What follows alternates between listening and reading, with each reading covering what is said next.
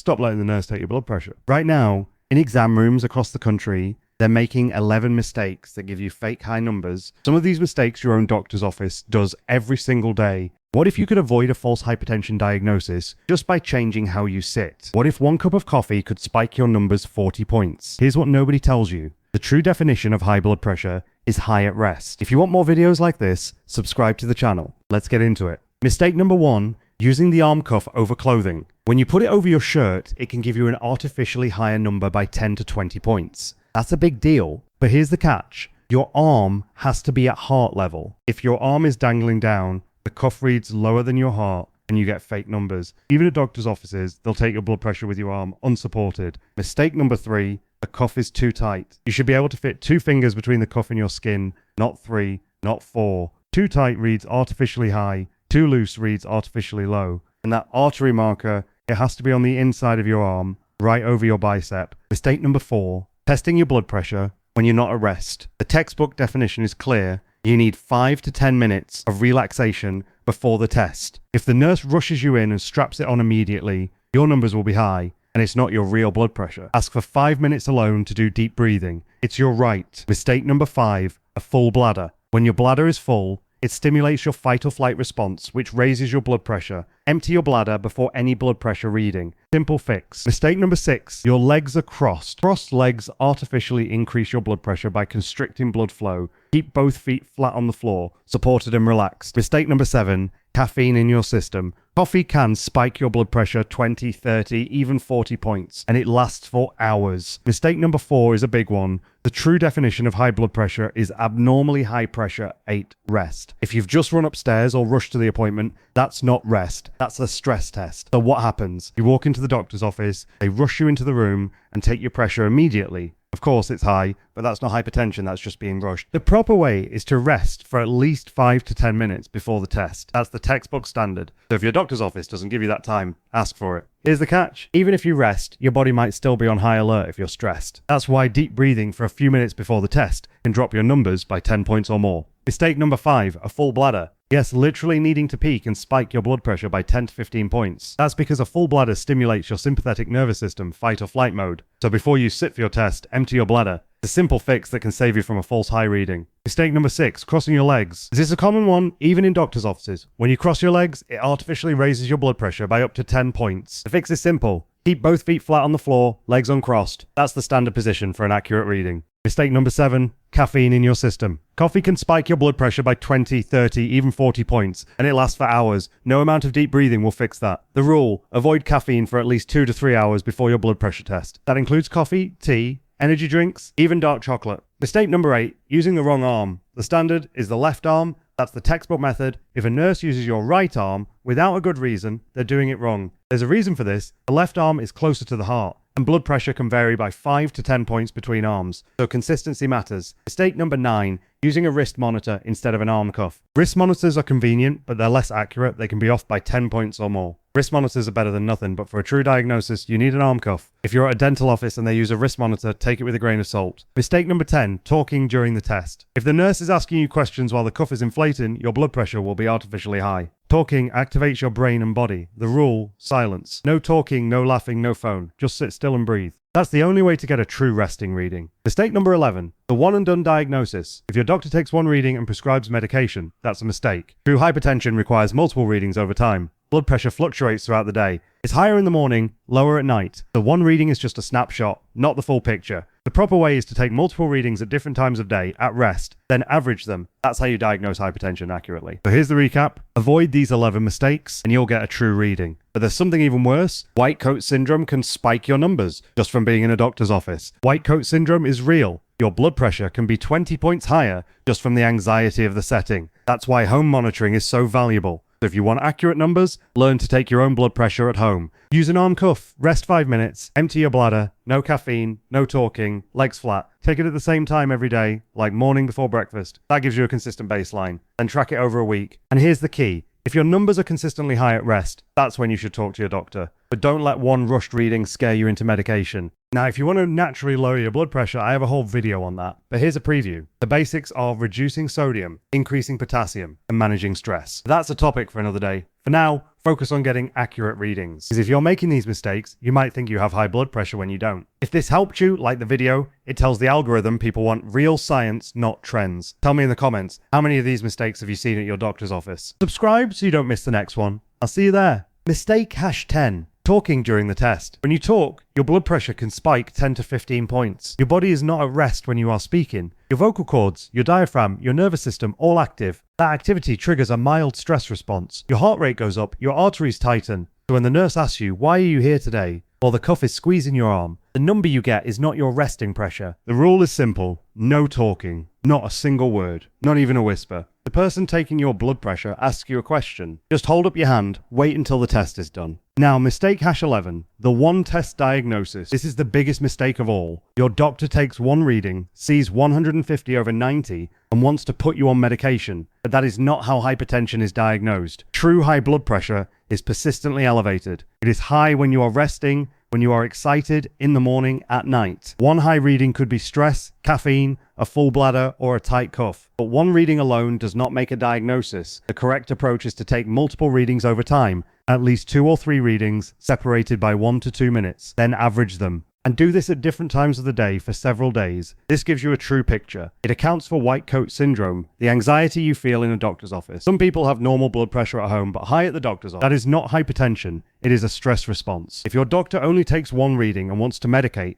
ask for a second reading. Or better, ask for a home monitoring log. The American Heart Association recommends taking your blood pressure at home. Same time each day, after 5 minutes of rest. Record the numbers, bring them to your doctor. That is real data, not a snapshot from a rushed office visit. Now, let me give you a quick recap. These 11 mistakes can make your blood pressure appear 10 to 40 points higher than it really is. Number 1, cuff over clothing. Number 2, arm not at heart level. Number 3, cuff too tight. Number 4, no rest before the test. Number 5, full bladder. Number 6, crossed legs. Number 7, caffeine in your system. Number 8, wrong arm. Number 9, wrist monitor instead of arm cuff. Number 10, talking during the test. Number 11, one test diagnosis. Avoid all these and you get accurate numbers. If you do these correctly, you will know your true resting blood pressure, and that is what matters for your health. Now, if you found this helpful, here is what I want you to do. First, like this video. Liking tells the algorithm that real science matters, not trends, not fluff, real information. Second, tell me in the comments, how many of these mistakes have you made? I want to hear your stories. Third, subscribe so you don't miss the next video. We cover gut health, metabolism, and longevity. Real science, no trends. And right here, I have a video on how to naturally lower your blood pressure. It is long, but it is worth it. Watch it next. And here's the thing. If you're only checking once, you're flying blind. True hypertension is high at rest, high when excited, high in the morning, high at night. It's consistent. So if your doctor only takes one reading and wants to put you on medication, that's a mistake. You need averages. You need readings at different times of day, home, work, after meals. White coat syndrome is real. Your blood pressure spikes just because you're in a doctor's office. So the only way to know your true resting blood pressure is to check it at home when you're calm. And that brings us to the biggest mistake of all. Not learning how to do it yourself. When you take your own blood pressure, you control every variable. The cuff, the position, the rest time, you can get true numbers. And that's the goal. Not just numbers, but accurate numbers. So let me recap the 11 mistakes so you never make them again. Number 1, never put the cuff over clothing. Bare skin only. Number 2, keep your arm at heart level. Supported, not dangling. Number 3, the cuff should be snug. 2 fingers between skin and cuff, no more.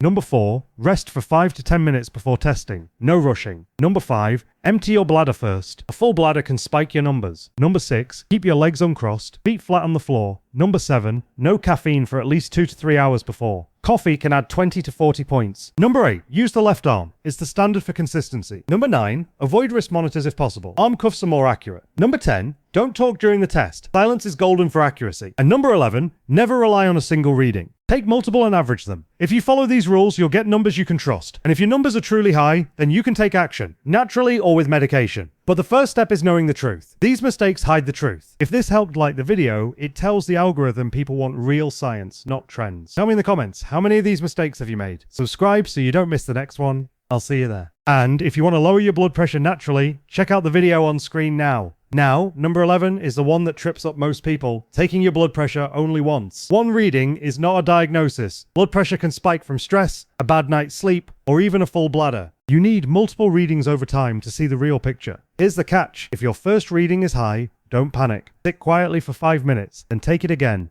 Do this 3 times and average the results. That average is far more reliable than any single number. But here's the problem. Most people don't know this. They get one high reading at the doctor's office and walk out with a prescription. That's a mistake that can lead to unnecessary medication for years. So here's what you need to do. Take your blood pressure twice a day. Once in the morning after you empty your bladder but before coffee, and once in the evening before dinner. Do this for a week and track the numbers. This gives you a trend, not a snapshot. And that trend is what your doctor needs to see. It's the difference between being told you have hypertension and being told you're perfectly healthy. Let's recap what we've covered. 11 mistakes that can inflate your numbers by 10, 20, even 30 points. That's the difference between a normal reading and a hypertension diagnosis. Mistake number 1, cough over clothing. Mistake 2, arm not at heart level. 3, cough too tight. 4, no rest before the test. 5, full bladder. 6, crossed legs. 7, caffeine. 8, wrong arm. 9, wrist monitor. 10, talking. 11, one reading only. Now here's the good news. Once you correct these mistakes, you'll finally see your true resting blood pressure. And if it's still high, you have options, starting with lifestyle changes that work. But there's something even better.